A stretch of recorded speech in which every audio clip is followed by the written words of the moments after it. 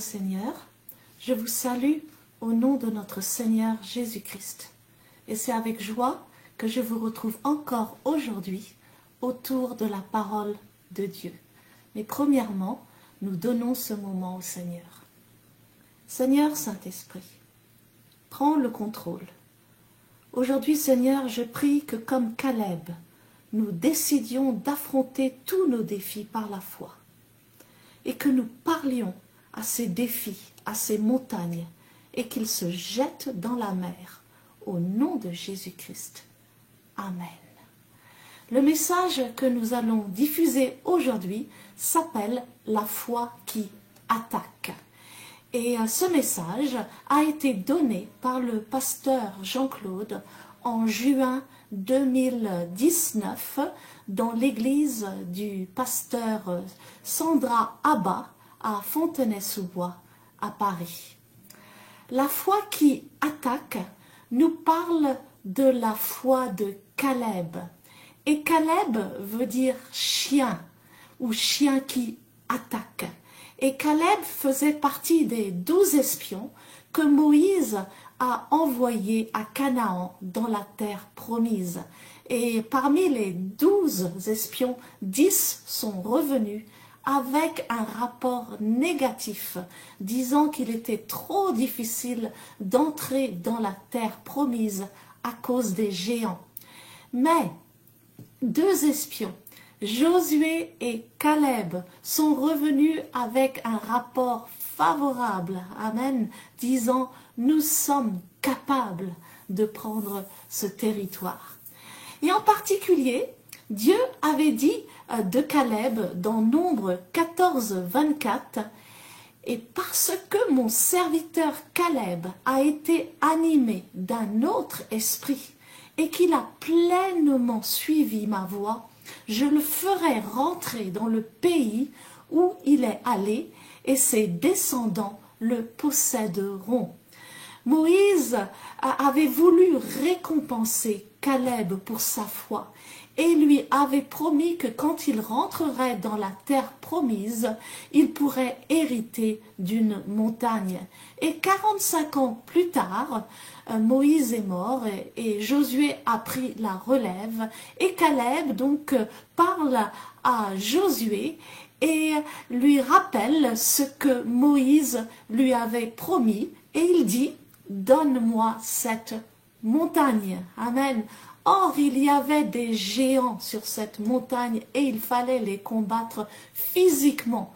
Mais Caleb avait déclaré dans Josué 14, 11 « Et maintenant, voici, je suis âgé aujourd'hui de 85 ans. Je suis encore vigoureux comme au jour où Moïse m'envoya. J'ai autant de force que j'en avais alors, soit pour combattre, soit pour sortir et pour entrer. » Amen. Quel esprit de foi. Et aujourd'hui, le pasteur Jean-Claude va nous exhorter à avoir le même esprit de foi que Caleb. Nous ne devons pas avoir seulement la foi pour recevoir, mais nous devons avoir aussi la foi pour attaquer et pour défier les situations de nos vies qui sont contraires à la volonté de Dieu.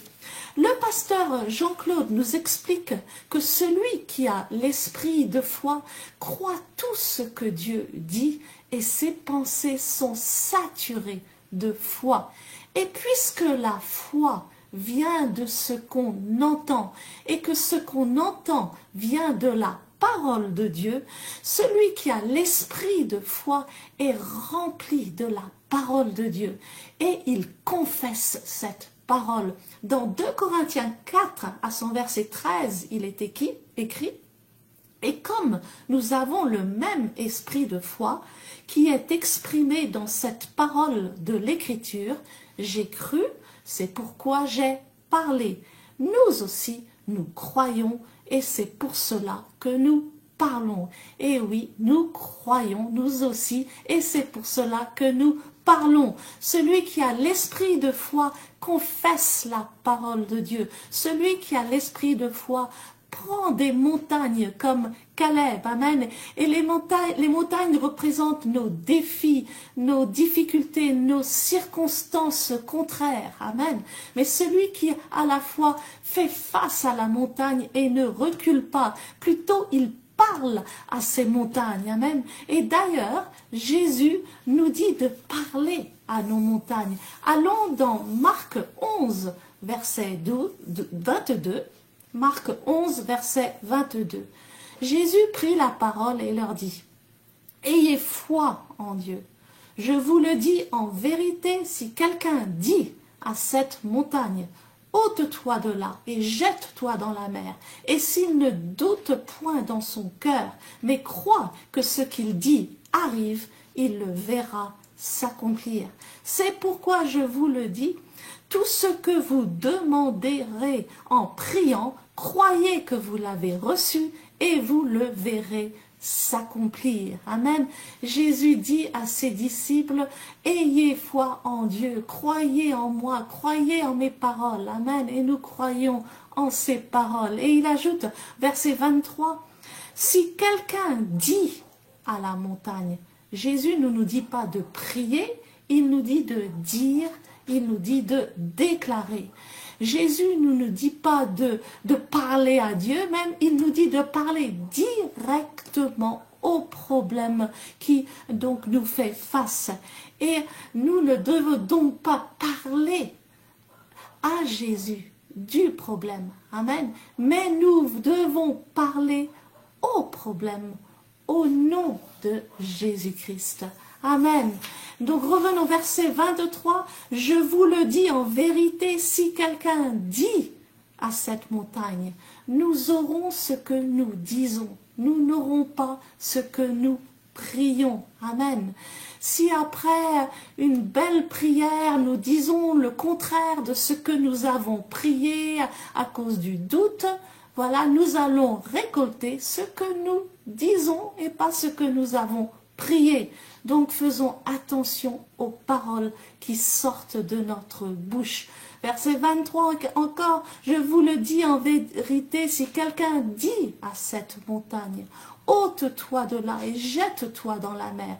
Et s'il ne doute point en son cœur, mais croit que ce qu'il dit arrive, il le verra s'accomplir.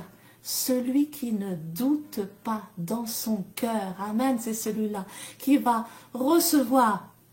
Donc le premier obstacle, c'est le doute, amen. Et si nous ne doutons pas, nous allons recevoir ce que nous demandons. Alors faisons tout ce qui est en notre pouvoir pour ne pas douter, amen.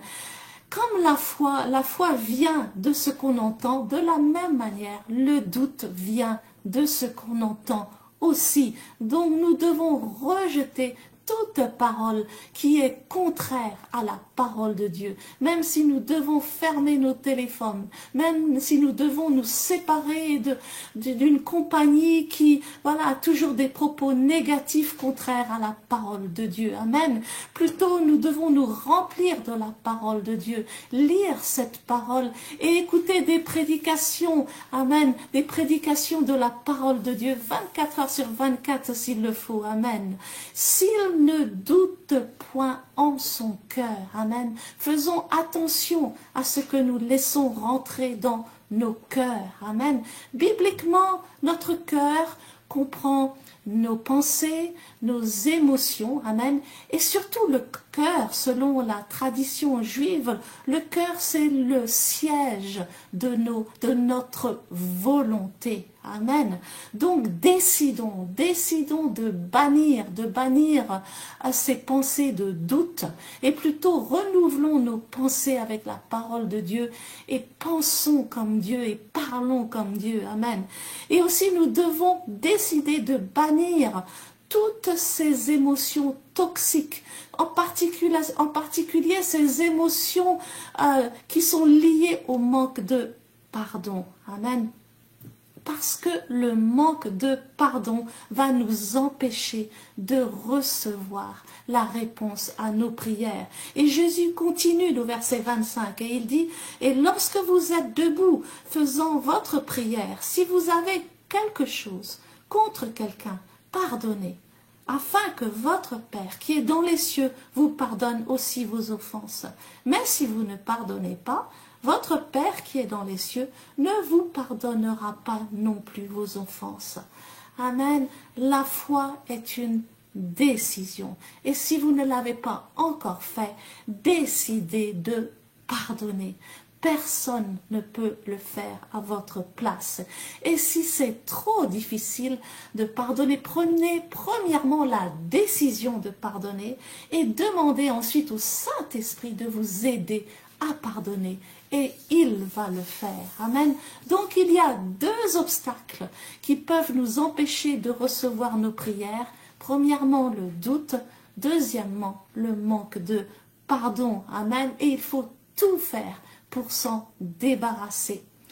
Amen. Donc vous êtes cette génération Josué. Cette génération Josué qui, malgré la mort de Moïse, se lève pour passer son Jourdain. Amen. Vous êtes cette génération Esther qui se lève pour en finir avec les Amalécites et les malédictions de génération. Vous êtes cette génération Caleb, qui malgré son âge, amen, se lève pour prendre sa montagne. Et vous dites, ah, je suis trop âgé. Non, vous ne l'êtes pas, parce que quand Caleb a pris sa montagne, il avait 85 ans, amen, et il a affronté physiquement ses ennemis et les a vaincus, amen. Comme nous dit le pasteur Jean-Claude aujourd'hui, la foi n'a pas d'âge. Amen. Donc cette année, continuons de nous lever et continuons encore de nous lever par la foi. Amen. Alors que nous nous apprêtons à écouter le message d'aujourd'hui, je prie que comme Caleb, nous nous levions par la foi et que nous affrontions tous nos défis. Je prie que nous marchions pleinement dans les voies de l'Éternel et que nous bannissions le doute et le manque de pardon dans nos cœurs. Et alors que nous parlons à nos montagnes, je déclare que celles-ci vont se jeter dans la mer au nom de Jésus-Christ. Que le Seigneur vous bénisse abondamment. Amen.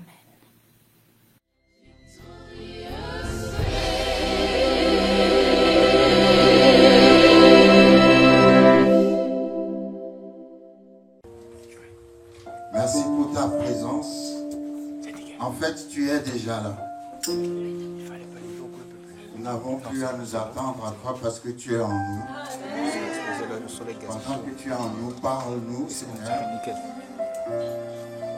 Nous t'invitons au milieu de nous, Saint-Esprit. Tu es l'invité spécial de ce service.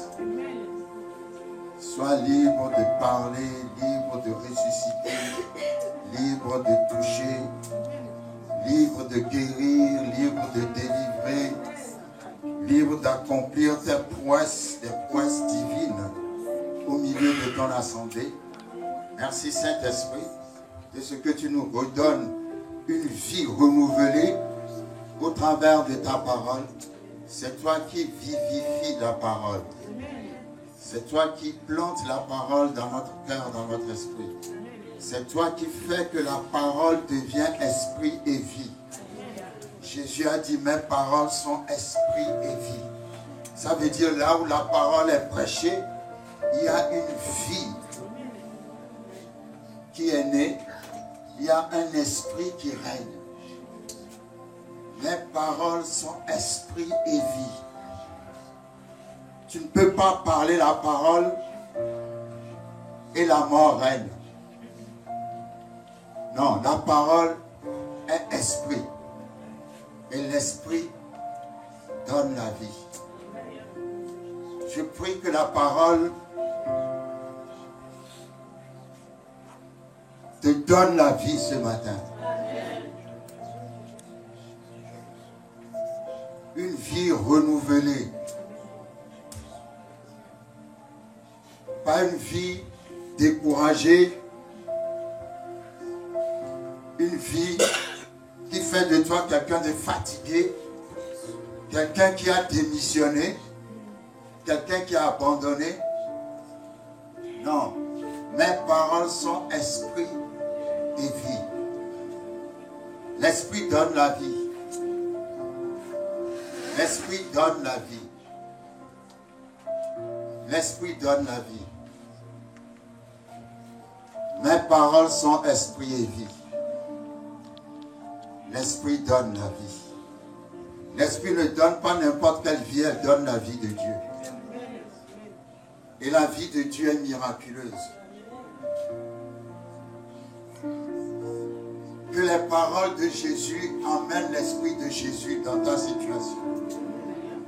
Dans ton corps, dans ton âme, dans ton esprit. Nous parlons les paroles de Jésus. Et Jésus a dit, mes paroles sont esprit et vie. Ça veut dire, tu ne peux pas parler mes paroles et ne pas avoir d'effet.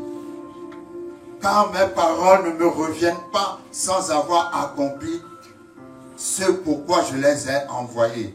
Parce que mes paroles sont esprit et vie. Mes paroles n'échouent jamais. Quand je les déclare, elles emmènent le changement. Pas le changement dans 300 ans, mais le changement immédiat. Je prie pour le changement immédiat dans la situation de quelqu'un. Parce que Jésus dit, mes paroles sont esprit et vie. Ça veut dire quand tu déclares la parole, tu dois t'attendre à la manifestation. Parce que la vie se manifeste. Manifester veut dire entrer en mouvement.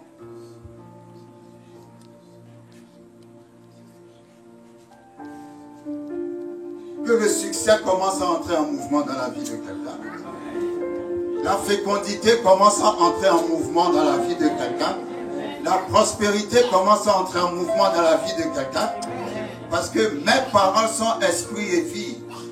Et là où il y a vie, il y a mouvement. Merci pour un mouvement, Seigneur. Dans une circonstance trop stérile, je vois un mouvement. Parce que mes paroles sont esprit et vie. Car au commencement était la parole. Et la parole était avec Dieu. Et la parole était Dieu. En elle était la vie. Et la vie était la lumière. Donc quand tu as la parole, tu as la lumière. Tes paroles sont une lampe à mes pieds et une lumière sur mes sentiers. Seigneur, merci pour tes paroles. Ta parole est esprit et vie. C'est pour ça le centenier a dit, ne te fatigue pas pour venir physiquement. Envoie la parole. Parce que si tu dis seulement la parole, il y aura un mouvement. Il y aura quelque chose qui va bouger. Il y aura la manifestation de la guérison dans la vie de mon serviteur. Parce que tu ne peux pas dire la parole et la stérilité va triompher. Non. Si tu dis la parole, la fécondité, la fertilité, la vie, le mouvement, le souffle, la transformation, la création va se manifester. Mes paroles sont esprit et vie. Mes paroles sont esprit et vie. Quand tu parles la parole, tu envoies l'esprit. Et quand l'esprit est quelque part, il y a la vie qui se manifeste. Seigneur, nous déclarons ta parole ce matin. Et alors que nous déclarons ta parole ce matin, nous déclarons ton esprit ce matin. Et alors que nous déclarons ton esprit ce matin, nous créons une vie nouvelle. La vie Zoé. La vie, la qualité de vie qui est en Dieu. La vie qui ne connaît pas de maladie. La vie, même l'essence même de Dieu. Merci Seigneur. Parce que tu es la parole parlée et la parole qui devient chair. Ce matin que la parole devienne chair. Parce qu'elle est porteuse de vie. Je prends autorité sur tout esprit de mort. Je prends autorité sur tout esprit de sécheresse. Je déclare la vie ce matin. Et pendant que je déclare la vie, je déclare que mes paroles ne peuvent pas échouer.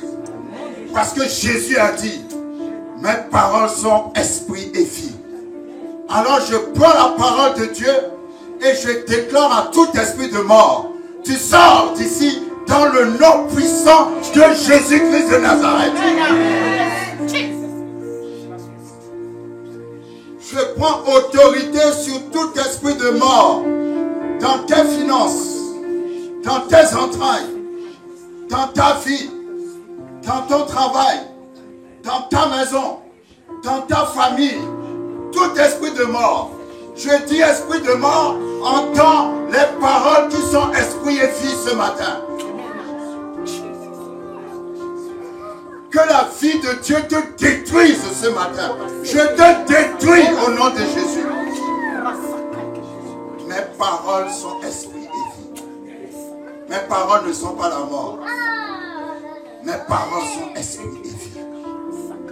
Que ton esprit nous transperce ce matin, Seigneur. Que la vie de Dieu envahisse quelqu'un ce matin. Dans le nom puissant de Jésus. Dans le nom puissant de Jésus. Dans le nom puissant de celui dont la parole est esprit et vie.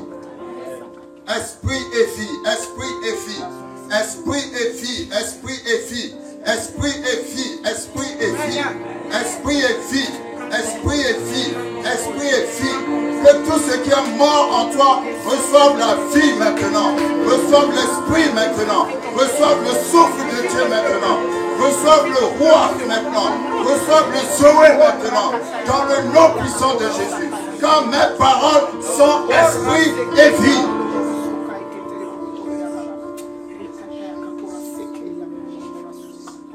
Seigneur, merci parce que tu ressuscites une situation ce matin. Tu changes les décisions du monde des ténèbres ce matin.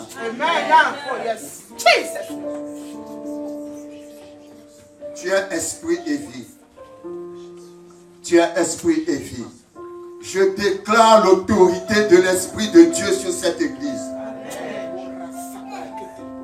Je déclare l'autorité de la vie de Dieu sur cette église.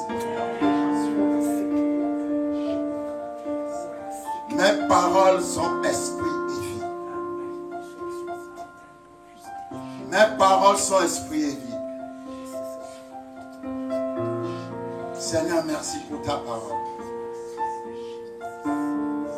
Merci pour ta parole.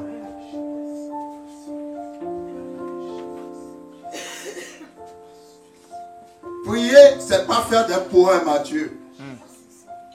Prier, c'est déclarer les promesses de Dieu. Seigneur, tu as dit dans tel passage que tu feras ceci, tu feras cela. Tu as dit, tu as fait cette promesse.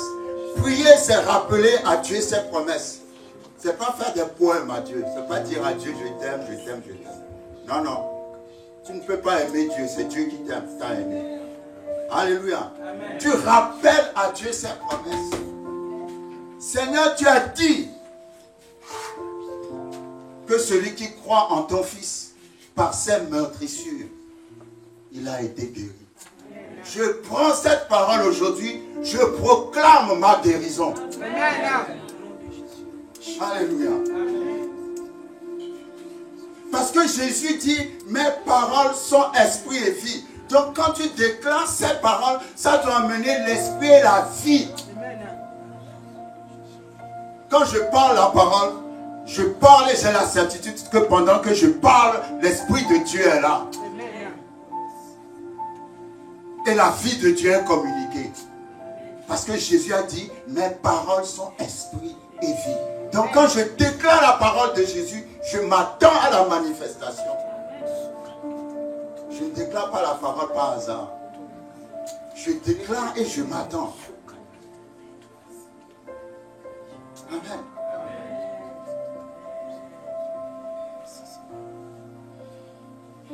Tu peux même déclarer la parole, l'envoyer dans un pays, lui donner une direction. Alléluia. C'est ça la foi. La foi dit, ce que Dieu a dit, Dieu va le faire. Amen. Si Dieu l'a dit, Dieu va le faire. La foi est folle. Mais d'abord, elle croit dans ce que Dieu a dit. Alléluia. Reçois l'esprit de foi ce matin. Reçois l'esprit de foi ce matin. La Bible dit, sans la foi, personne ne peut plaire à Dieu.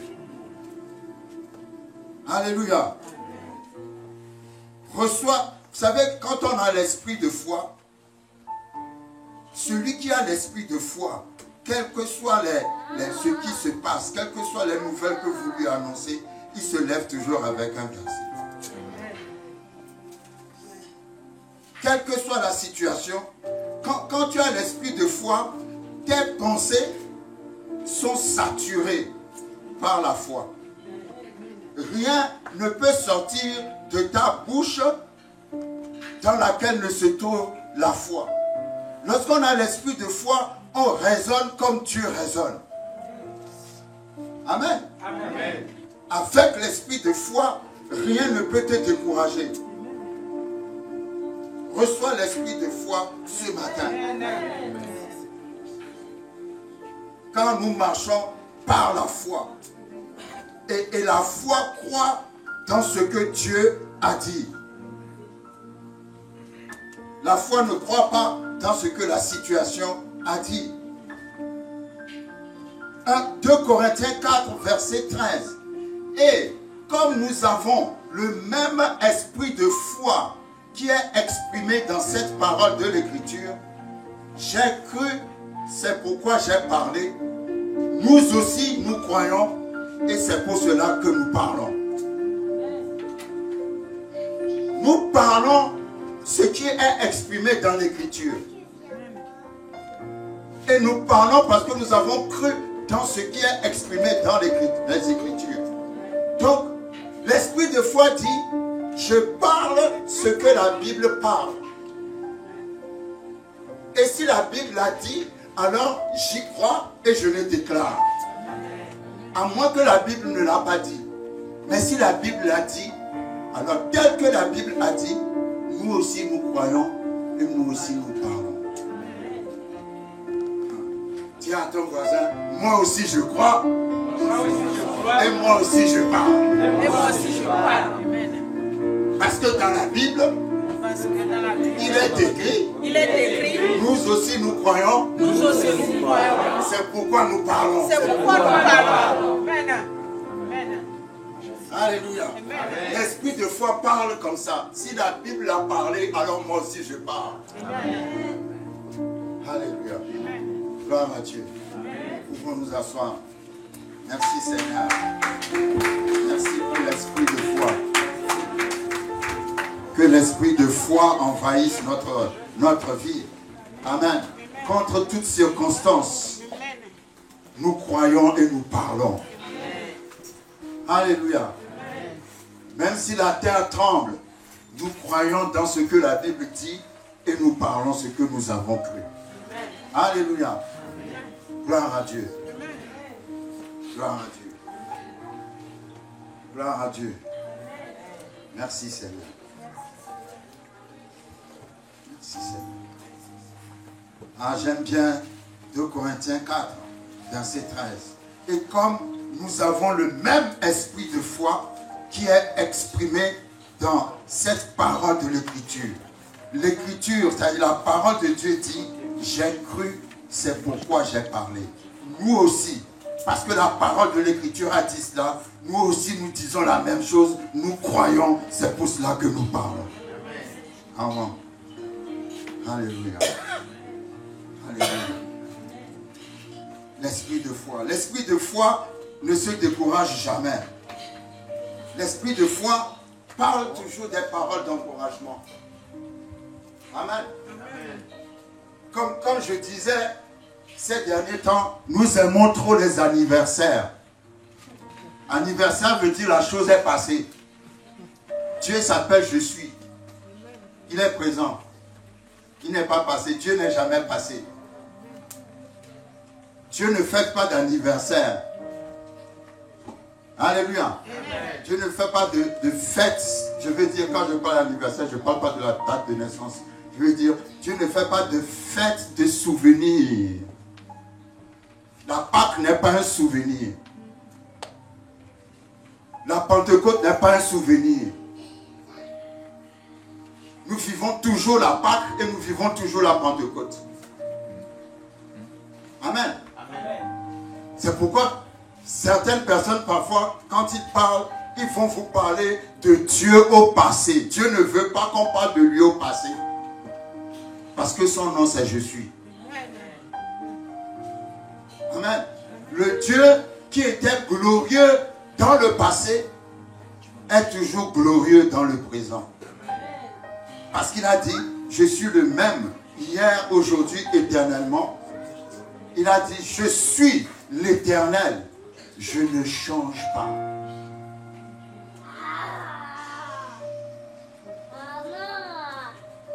Ah, quand j'avais 20 ans, Dieu m'a beaucoup utilisé pour faire ceci. Et maintenant, quand tu as 50 ans, il est passé, il est mort Dieu.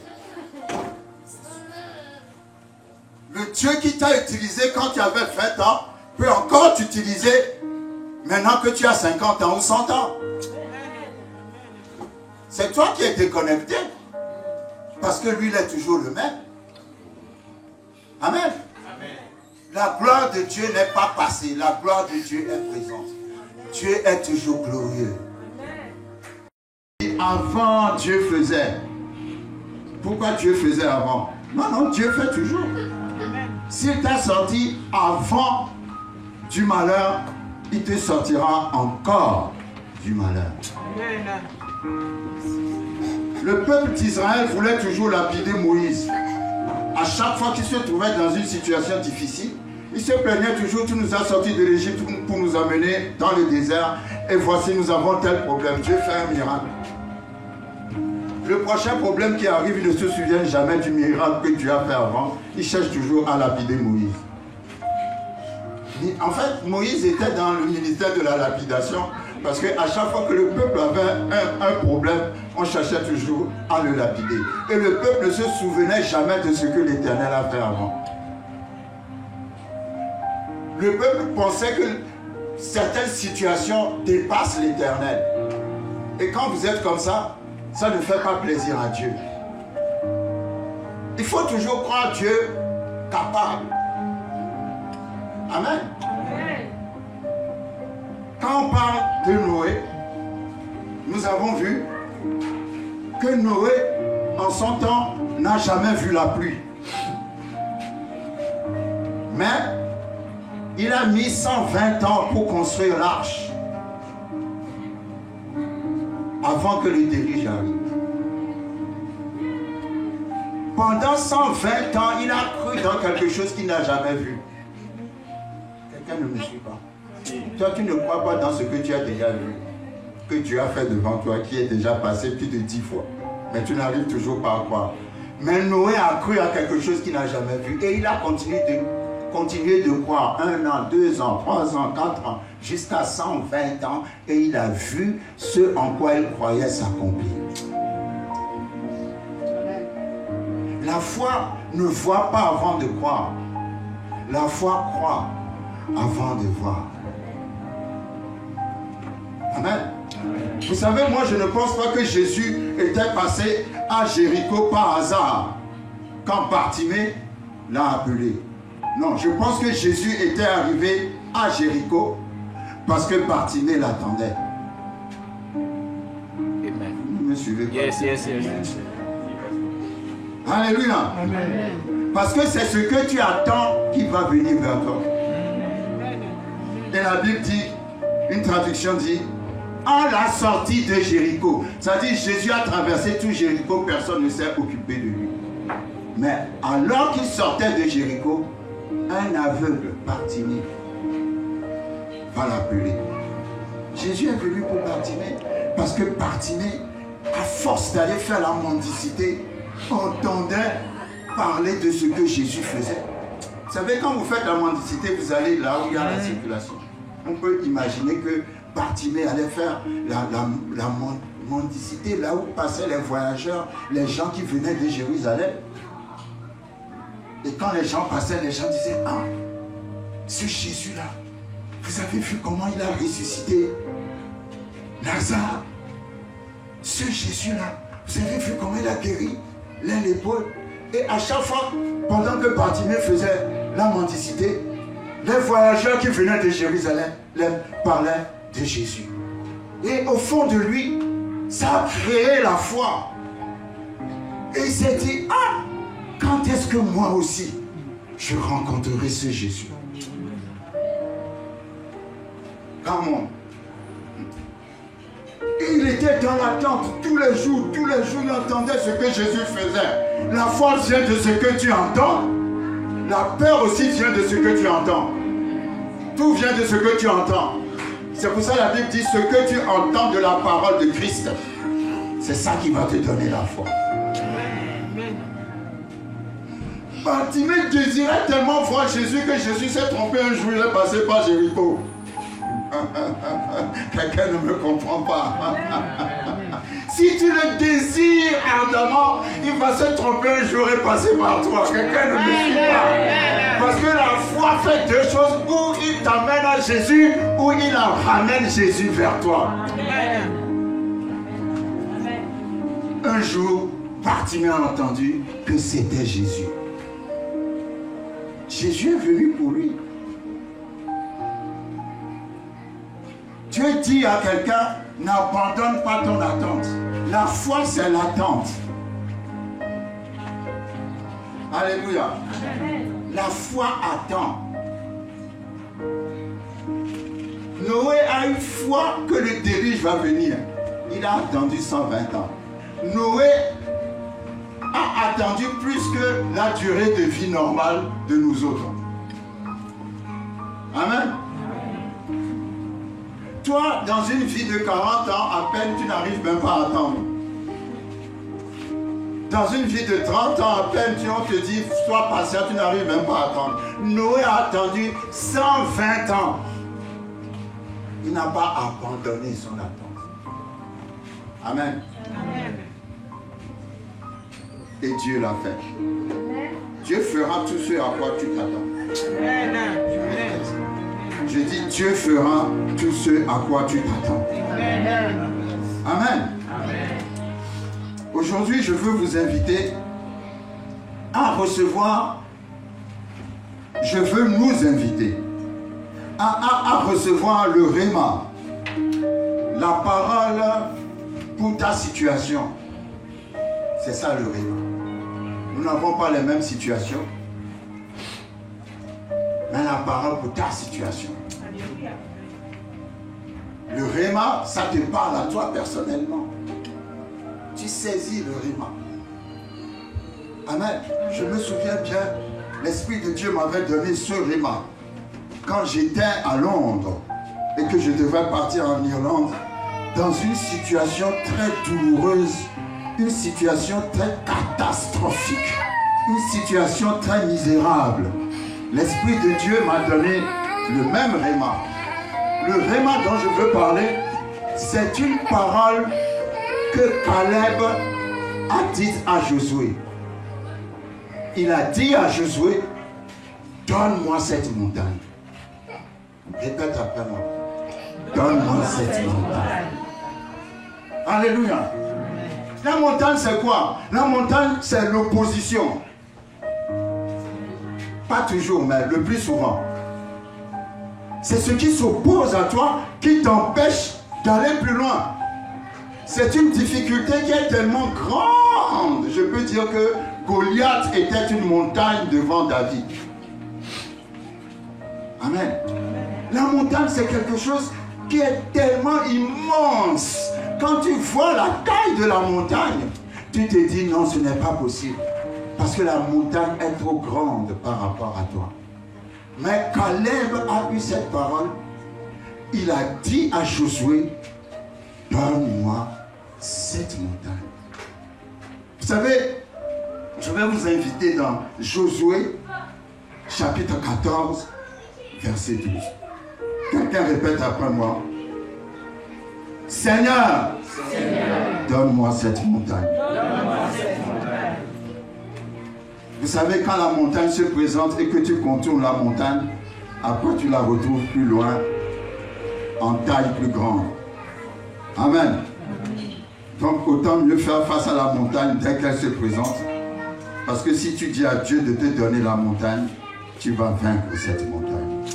Répète après moi, je vais vaincre cette montagne. Je vais vaincre cette montagne. Cette montagne va disparaître de ma vie. Cette montagne va disparaître de ma vie. Bientôt je ne vais plus la voir. Bientôt je ne vais plus la voir. Je ne vais plus en entendre parler. Je ne vais plus en entendre parler. Donne-moi cette montagne. Donne-moi cette montagne.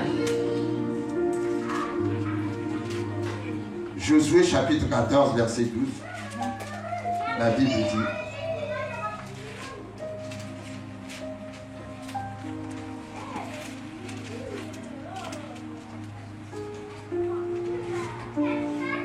Caleb va trouver Josué et il rappelle à Josué les exploits qu'ils ont faits. J'aime la mentalité de Caleb. Caleb ne peut, c'est pas le genre de personne qui va te dire Dieu faisait avant. Pour Caleb, ce que Dieu a fait avant, il peut le faire encore. C'est ça la mentalité qu'on doit avoir. Amen. Amen. Quand Caleb avait 40 ans, lui et Josué étaient deux à pouvoir croire qu'ils peuvent rentrer dans la terre promise. Mais tous les autres ont dit, il y a des géants sur la terre promise, nous ne pouvons pas prendre ce territoire parce que ces géants, à côté de ces géants, nous sommes comme des sauterelles. Mais Caleb et Josué se sont levés. Et Caleb a dit, si Dieu nous l'a promis, alors nous pouvons le prendre. Et Dieu avait aimé Caleb. Quand nous lisons Nombre chapitre 13, nous allons voir que quand Dieu parle de Caleb, on va revenir dans Josué, alors rapidement dans Nombre chapitre 13. Quand Dieu parle de Caleb, Dieu utilise deux mots pour parler de Caleb. Et ces deux mots, pour moi, doivent faire partie des qualificatifs lorsqu'on parle de quelqu'un qui a la foi.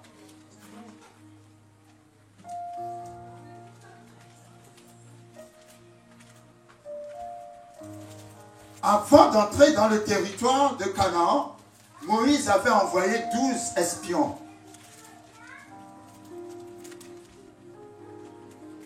12 princes. Un prince de chaque tribu, les 12 tribus d'Israël. Quand les 12 sont partis espionner le territoire, ils sont revenus et ils ont dit, nous ne pouvons pas prendre le territoire. 10 sur eux ont déclaré c'est impossible. Mais 2 parmi eux ont déclaré c'est possible.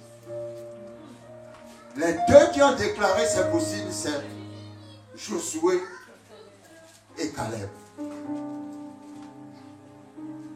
Et lorsque Caleb a déclaré, nous pouvons prendre le territoire, parce que Dieu nous l'a promis. Lorsque nous lisons Nombre 14, à partir du verset 8, si l'Éternel nous est favorable, il nous mènera dans ce pays et nous le donnera. C'est un pays où coule le lait et le miel. Seulement ne soyez point rebelles contre l'Éternel et ne craignez point les gens de ce pays. Ça, c'est Caleb qui parle. Car ils nous serviront de pâture. Ils n'ont plus d'ombrage pour les couvrir. L'Éternel est avec nous. Ne les craignez point. Quand il a déclaré cela, la Bible dit au verset 10, toute l'assemblée parlait de les lapider. Lorsque Josué et Caleb ont dit, nous pouvons prendre le territoire, toute l'assemblée a commencé à chercher à les lapider. Pourquoi? Parce qu'à chaque fois que quelqu'un veut marcher dans la foi, on cherche toujours à lapider cette personne. Pourquoi? Parce que ton langage est différent. Ton esprit est différent. Ta façon de faire les choses est différente. Les gens qui ont la foi ne sont pas dans la masse. Les gens qui ont la foi sont en dehors de la masse. Si tu as la foi, tu ne peux pas raisonner de la même manière que les autres raisonnent. La Bible dit, quand ils ont dit, Dieu va nous aider à prendre le territoire, toute l'assemblée s'est levée pour les lapider. Alors la gloire de l'Éternel apparut. L'Éternel s'est mis en colère. Et l'Éternel a dit, non, non, non, non. Ce peuple-là n'a pas foi en moi. Maintenant, je vais vous faire disparaître. Et Moïse a dû intercéder pour dire, Seigneur, si tu fais cela, qu'est-ce que les Égyptiens vont dire? Et le Seigneur a dit, en tout cas, ils n'entreront pas dans la terre promise. Ça sera leurs enfants. Sauf Josué et Caleb. Et il a dit, et j'aime bien cela, dans Nombre 14, à son verset 24, et parce que mon serviteur Caleb a été animé d'un autre esprit et qu'il a pleinement suivi ma voix. Quand vous lisez la parole de Dieu concernant Caleb, il y a la même expression qui revient toujours et toujours. Il a pleinement suivi la voix de son Dieu. Vous retrouvez cette expression au moins 4 ou 5 fois. La même expression. Il a pleinement suivi la voix de Dieu. C'est-à-dire, quand Caleb avait l'esprit de foi, il suffit tout simplement de dire à Caleb, c'est Dieu qui l'a dit. Lui n'a même pas besoin de réfléchir sur la situation, la circonstance. Est-ce que ça va marcher? Est-ce que ça ne va pas marcher? Est-ce que vous avez dit tout ça là? Ce n'est pas le problème de Caleb. Tout ce que Caleb veut savoir, est-ce que Dieu l'a dit? Dieu a dit, saute et traverse le mur. Caleb n'a pas le temps de dire, ah tiens, est-ce qu'on peut traverser le mur? Mais le mur est dur, comment est-ce qu'on peut le traverser? Dès que Caleb sait que Dieu a dit de sauter et de traverser le mur, Caleb saute et traverse le mur. C'est ça l'esprit de foi. Parce qu'il a suivi pleinement ma voix. C'est ça. C'est-à-dire, il n'a pas douté, il n'a pas fait la chose à moitié. Non, non, non.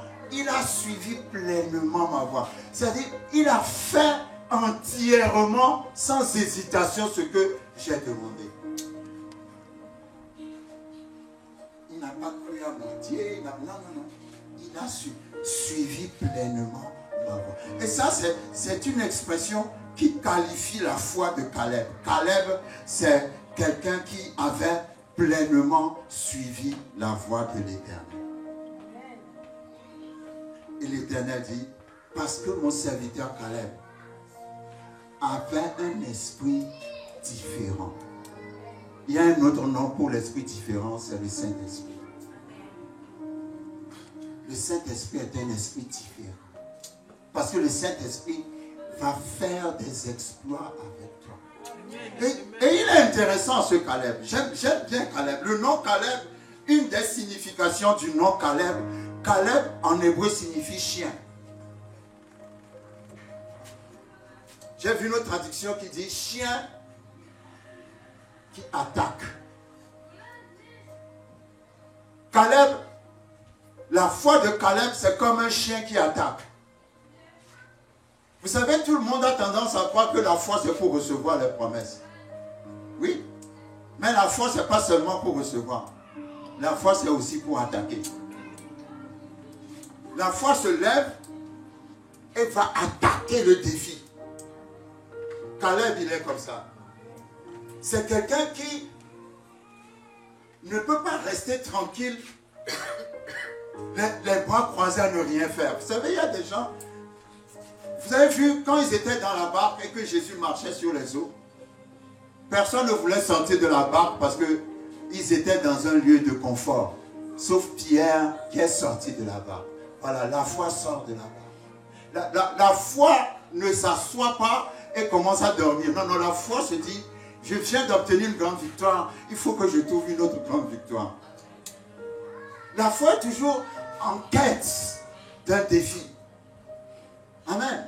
Donc, c'est pour ça que la Bible dit, Dieu va de gloire en gloire. C'est-à-dire, il ne s'arrête jamais à une dimension. Quand il a atteint une dimension, il cherche une autre dimension. Le chrétien ne doit pas être assis dans la barque. Non, le chrétien doit sortir de la barque, chercher une autre dimension. Jusqu'à maintenant, j'ai toujours marché sur le sol. Maintenant, ma foi doit m'emmener à marcher sur les eaux. Yes.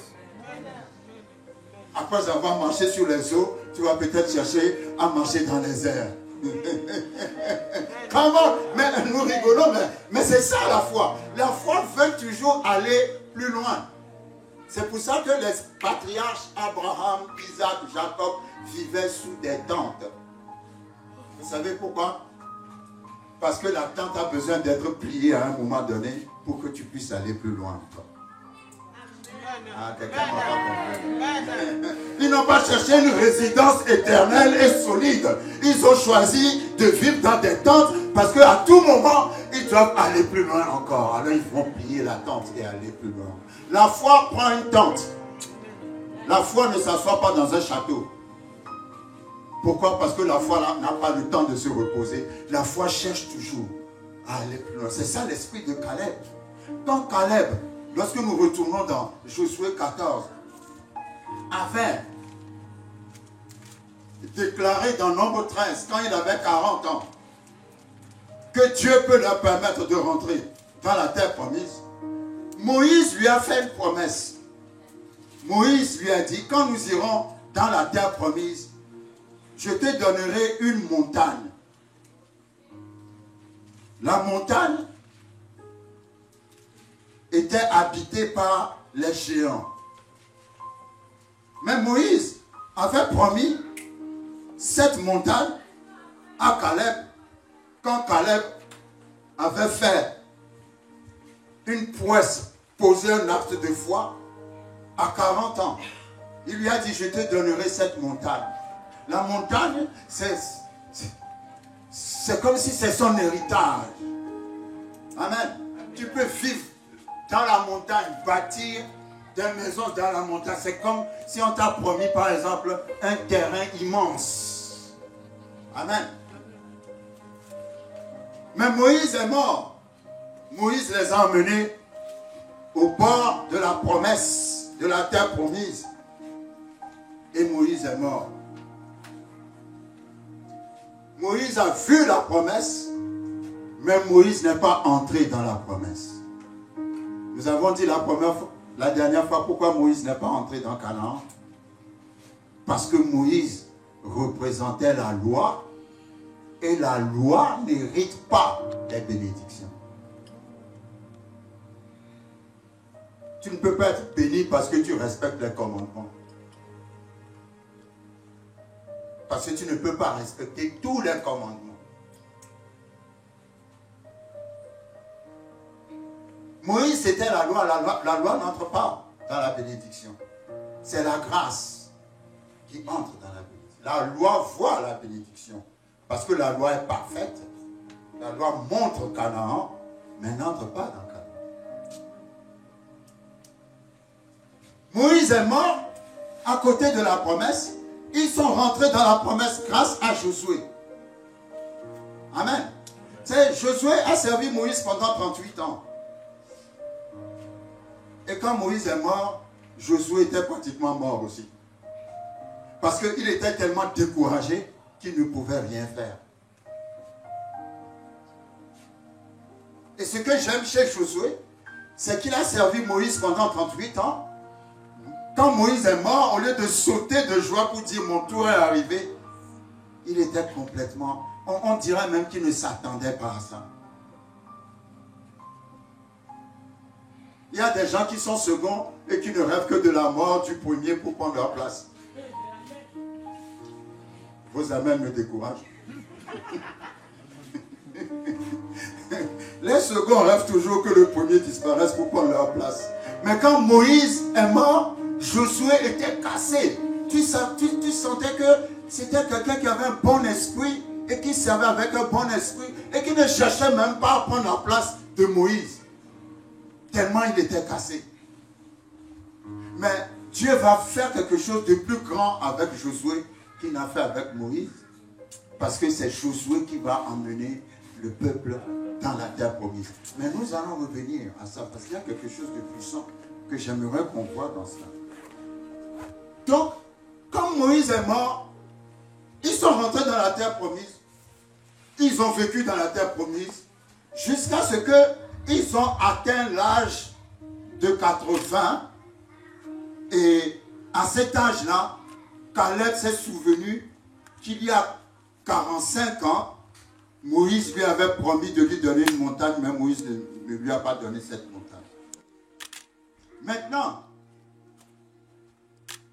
il va trouver Josué, celui qui a remplacé Moïse. Et il va dire à Josué, est-ce que tu te souviens à l'époque où toi et moi on avait déclaré que Dieu pouvait nous donner la terre promise? À cette époque, Moïse m'avait dit, je te donnerai telle montagne. Je vais lire le passage. Caleb dit, Josué 14 à partir du verset 8. Mes frères qui étaient montés avec moi décourageant le peuple, même moi, je suivis pleinement la voie de l'Éternel, mon Dieu. Et ce jour-là, Moïse jura en disant, le pays que ton pied a foulé sera ton héritage à perpétuité, pour toi et pour tes enfants. Parce que tu as pleinement suivi la voie de l'Éternel, mon Dieu. Maintenant, voici l'Éternel m'a fait vivre comme il l'a dit. Il y a 45 ans que l'Éternel parlait ainsi à Moïse, lorsqu'Israël marchait dans le désert. Et maintenant, voici, je suis âgé aujourd'hui de 85 ans. Je suis encore vigoureux, comme au jour où Moïse m'envoya. J'ai autant de force que j'en avais alors, soit pour combattre, soit pour sortir et pour entrer. Donne-moi cette montagne dont l'Éternel a parlé dans ce temps-là. Car tu as appris alors qu'il s'y trouve des Anakim. Les Anakim, c'est les géants. Et qu'il y a des villes grandes et fortifiées. L'Éternel sera peut-être avec moi et je les chasserai comme l'Éternel a dit. Caleb avait 85 ans. Il aurait pu s'asseoir et dire, ah, Dieu faisait avant. Josué, tu te souviens avant tout ce que Dieu a fait? Avant la gloire de Dieu, avant les miracles, il a dit, aujourd'hui j'ai 85 ans. Mais je me souviens quand j'avais 40 ans, que j'avais assez de force pour combattre. À 85 ans, je me sens toujours comme quelqu'un qui a 40 ans. Juste donne-moi cette montagne qui m'a été promise et l'Éternel sera avec moi et je vais la prendre.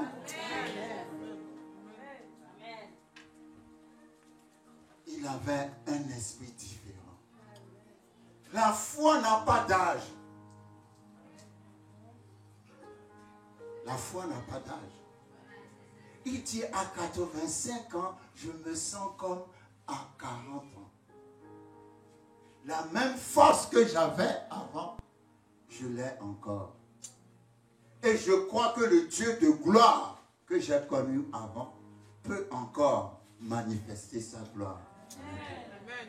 Il avait 85 ans, mais quand il dit donne-moi cette montagne, ce n'est pas spirituel. Hein? Parce que la montagne était habitée par des géants. Il fallait se battre physiquement pour posséder la montagne. Et la Bible dit, Josué le bénit, et il a attaqué la montagne, comme dit son nom, et il a vaincu et conquis la montagne à 85 ans.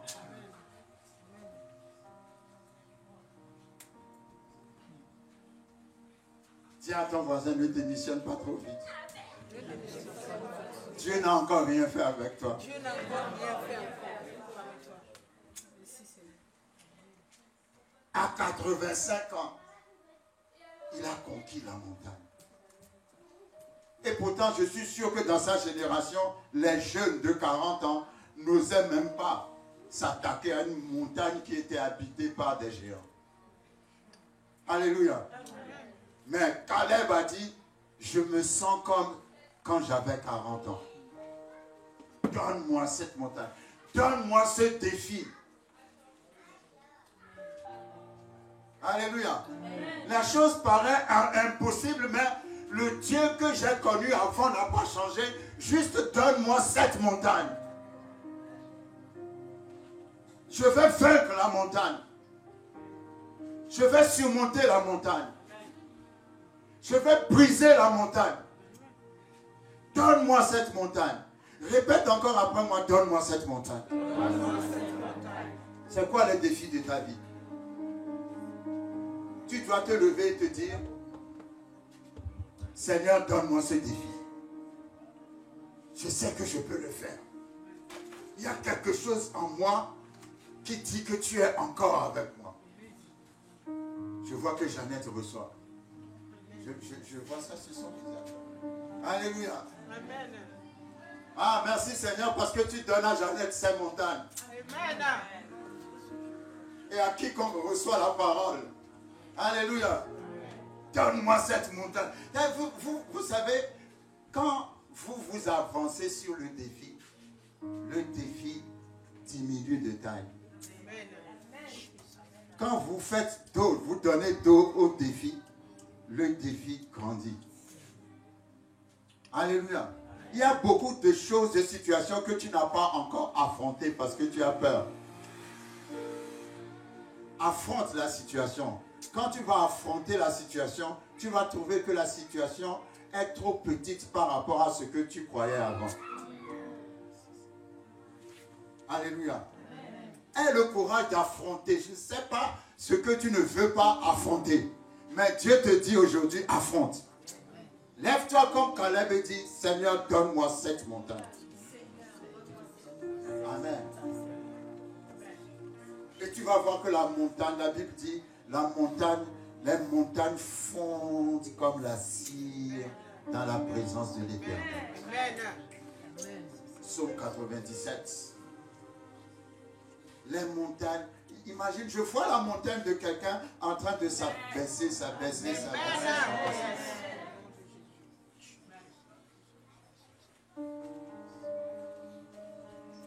J'ai une voix de crapaud, c'est pour ça que je n'ose pas chanter.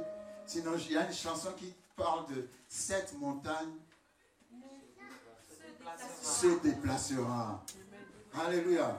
Qui peut me chanter, vous chanter cette chanson? Cette montagne se déplacera. Cette montagne se déplacera.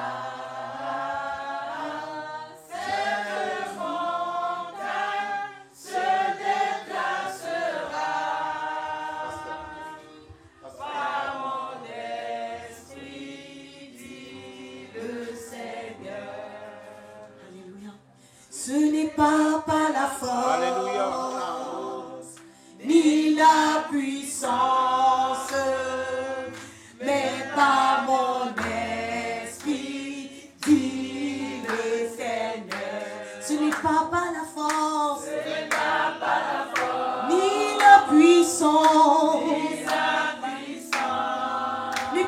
esprit. Par mon esprit. Dis le Seigneur. Alléluia. Cette montagne se déplacera. Cette montagne se déplacera de ma vie. Cette montagne se déplacera par mon esprit, dit le Seigneur. Une dernière fois, comment cette montagne se déplacera? Peuple de Dieu, je veux t'entendre, déclare-le, alléluia, avec foi, alléluia. Aucune montagne ne peut te résister, alléluia. Cette montagne se déplacera. Cette montagne se déplacera par mon esprit, dit le Seigneur. On peut se lever s'il vous plaît. Confession, déclaration, répète après moi. Cette montagne, c'est déjà déplacée. Seigneur, donne-moi cette montagne. Parce que je sais, avec ton esprit, cette montagne va se déplacer. Et elle s'est déjà déplacée. Dans le nom de Jésus. Je parle à ma montagne. Je dis montagne. Abaissez-vous. La parole dit. Tu rends mes pieds semblables à ceux des biches. Et tu me places au-dessus de mes montagnes. Je déclare à partir d'aujourd'hui, toute montagne qui me menace est sous mes pieds. Est sous mes pieds. Est sous mes pieds. La Bible dit que les montagnes fondent comme la cire dans la présence de l'Éternel. Et l'Éternel dit, mes paroles sont esprit et vie. Et Jésus a dit, si tu dis à cette montagne de se soulever et d'aller se jeter dans la mer, elle t'obéira. Si tu as la foi. Par conséquent, je déclare à toute montagne dans ma vie, dans la vie de mon mari, dans la vie de ma femme, dans la vie de mes enfants, dans la vie de ma famille, je dis montagne, aujourd'hui, je t'ordonne de te soulever, d'aller te jeter dans la mer. Au nom puissant de Jésus-Christ de Nazareth.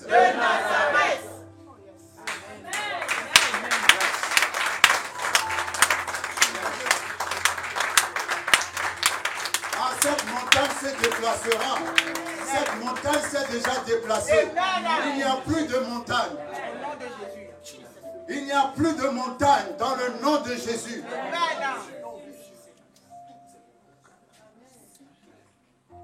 Répète. Il n'y a plus de montagne. Maintenant, mes pieds me conduiront dans des territoires nouveaux. Le pays que je n'ai jamais vu. Maintenant je vais voir. Parce qu'il n'y a plus de montagne. Maintenant je vais me marier. La montagne a disparu. J'entre dans la vie de businessman. Homme d'affaires. Parce que la montagne a disparu. Gloire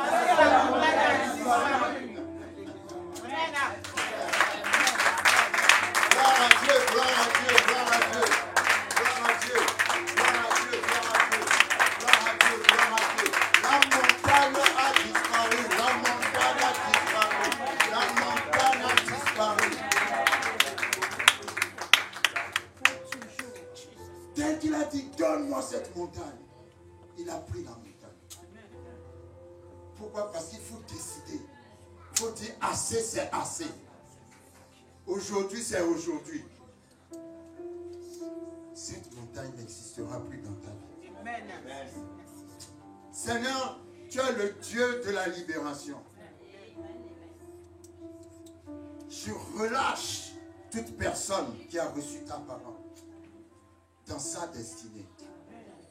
Partout où tu es gardé captif, cette montagne a disparu. Que tout ce qui est limitation soit bousculé et brisé dans ta vie. Le mur de Jéricho aussi était une sorte de montagne qui voulait les empêcher d'entrer dans la terre promise. Mais la Bible dit que le mur est tombé. Que tous les murs dans ta vie qui veulent t'empêcher d'aller loin tombent en cet instant précis. Je vois les murs tomber en cet instant précis. Que tes murs tombent dans le nom de Jésus. Que le Dieu qui fait trembler les murs des prisons jusqu'à ce que les murs tombent, que tes murs, toutes tes prisons subissent le tremblement en cet instant précis. Le Saint-Esprit te relâche. Les chaînes tombent dans le nom de Jésus. Je prie pour de nouveaux territoires pour toi. Tes yeux ont vu. Tes pensées ont rêvé. Mais maintenant tes pieds vont aller. Je dis maintenant tes pieds vont aller. Je dis maintenant tes pieds vont aller. Tes pieds vont te conduire à la place de ton abondance. Parce qu'il n'y a plus de montagne. Il n'y a plus de montagne. Seigneur, merci. Que ton nom soit béni. Seigneur, je place cette église devant toi. Tu as dit, je bâtirai mon église. Et les portes du séjour des morts ne prévaudront point contre elle. Je déclare, aucune porte ne prévaudra contre vous.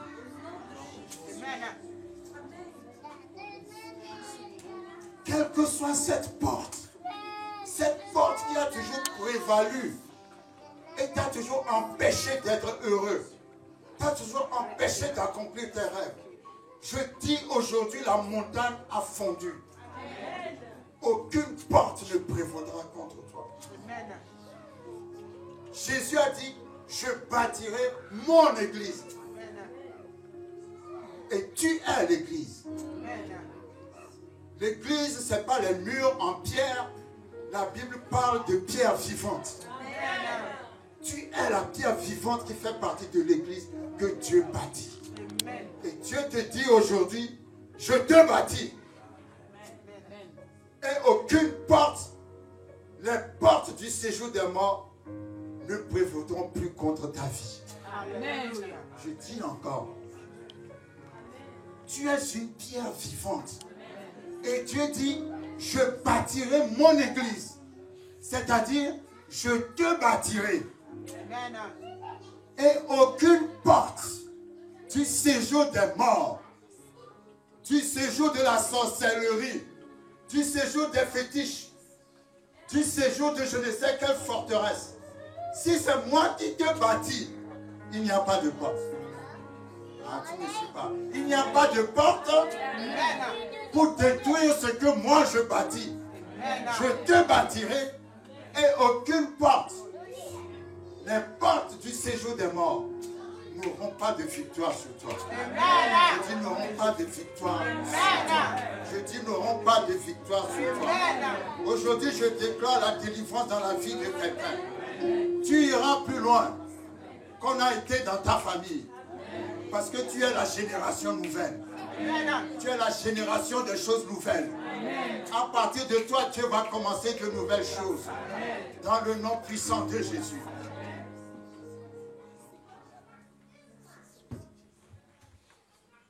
Vous savez, dans la tradition juive, quand un bébé naît, on lui donne un nom que quelqu'un a déjà porté dans sa famille. Mais parce que Dieu voulait faire des choses nouvelles, nouvelle alliance avec Jésus-Christ. Quand Jean est né, on lui a donné le nom de Jean. Quand on a dit comment s'appelle l'enfant, et qu'on a dit Jean, les gens se sont dit, mais personne n'a jamais porté ce nom dans la famille. Ah non, ce que toi tu vas faire, personne ne l'a encore fait dans ta famille. Yes. Je dis, ce que toi tu vas faire, personne ne l'a encore fait dans la famille. Avec toi, Dieu va commencer des choses nouvelles. Je le déclare. Et Dieu va accomplir ce qui est déclaré. Dans le nom de Jésus. Dans le nom puissant de Jésus. Je te bénis aujourd'hui. Que Dieu te lance comme une flèche. Tu vas partir comme une flèche et rien ne pourra t'arrêter parce que tu vas tout traverser.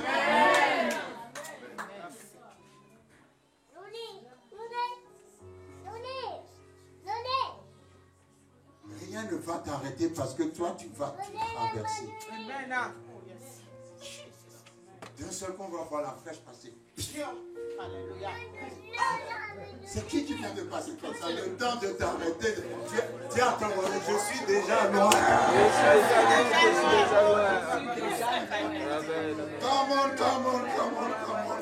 Que l'onction de l'accélération se manifeste dans ta vie. Les ennemis n'auront pas le temps de te voir. Le temps qu'ils te voient passer, tu es déjà loin. J'aime ça. Je ne sais pas pourquoi il y a une onction qui veut délivrer. Il y a une onction qui veut délivrer. Il y a une onction qui veut délivrer. Il y a une onction qui veut délivrer. Il y a une onction qui veut délivrer. Seigneur, merci. Merci pour les nouvelles choses dans la vie de tes enfants. Merci pour les nouvelles choses. Merci parce qu'ils se réveillent à ta gloire. Ils ne sont pas distraits par les choses de ce monde. Mais ils voient ta gloire. Montre que la gloire de ton passé est aussi la gloire de ce présent. Réveille le réveil dans le cœur de tes enfants. Josué a pleuré parce que Moïse est mort. Il ne voulait plus rien faire. Josué chapitre 1. Pendant tout le premier chapitre de Josué, Dieu était en train de consoler Josué. Tout le premier chapitre. Parce que Josué aimait tellement Moïse. Mais un jour est arrivé, Dieu a dit à Josué, Moïse est mort. Et Josué pensait que tout était mort. S'il y a quelqu'un qui doit écrire un livre de souvenirs, c'est Josué. Mais Josué n'a pas écrit un livre de souvenirs.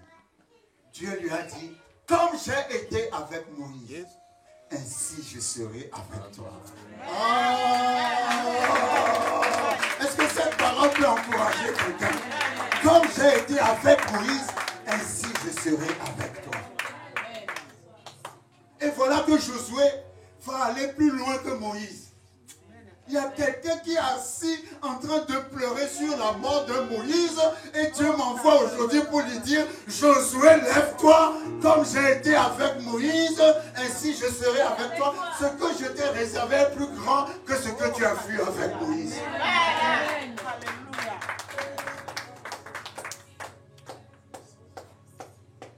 Il y a des choses, tu peux aller plus loin encore, mais tu restes là assis.